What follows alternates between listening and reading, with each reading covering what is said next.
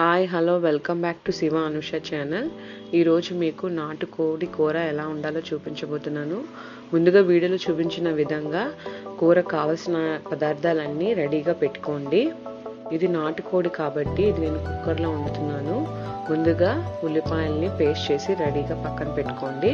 ఇప్పుడు కుక్కర్ పెట్టుకొని అందులో ఆయిల్ వేసుకొని ఆయిల్ హీట్ అయ్యాక అందులో ఈ ఉల్లిపాయ పేస్ట్ని కూడా వేయండి. అందులో పచ్చిమిరపకాయలు కరివేపాకు కూడా వేసి ఉల్లిపాయల పేస్ట్ పచ్చివాసన పోయేంత వరకు బాగా ఫ్రై చేసుకోండి. అందులో పసుపు కూడా వేయండి. పసుపు కూడా వేసి బాగా కలపండి. బాగా కలిపాక అందులో అల్లం వెల్లుల్లి పేస్ట్ కూడా వేసి అల్లం వెల్లుల్లి పేస్ట్ పచ్చివాసన పోయేంత వరకు ఫ్రై చేసుకోండి.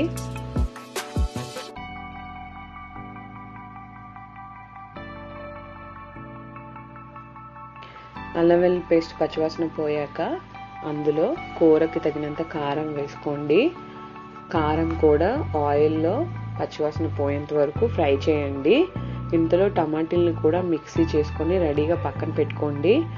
ఇప్పుడు ఇందులో టమాటీని కూడా వేయండి. టమాటీలు కూడా బాగా ఉడికేంత వరకు ఉడికించండి.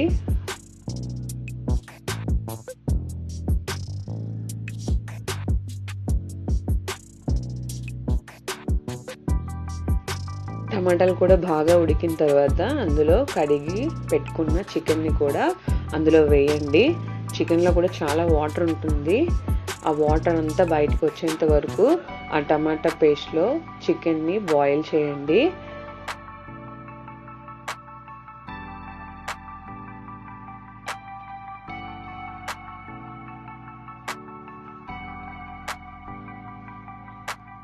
ఇప్పుడు కాసేపు చికెన్ మగ్గిన తర్వాత అందులో కూరకి ముక్కలు మునిగేంత వరకు వాటర్ వేయండి.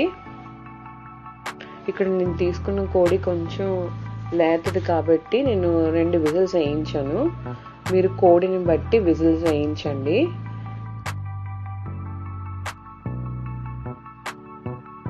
వాటర్ వేసుకొని బాగా కలిపాక కుక్కర్ మూత పెట్టి 2 విజిల్స్ వేయించండి. 2 విజిల్స్ వేయించిన తర్వాత మూత తీసిన తర్వాత కొత్తిమీర చల్లుకొని కాసేపు కొత్తిమీరతో పాటు కూరని ఉడికించండి. అంతే, వేడి వేడి నాటుకోడి కూర రెడీ.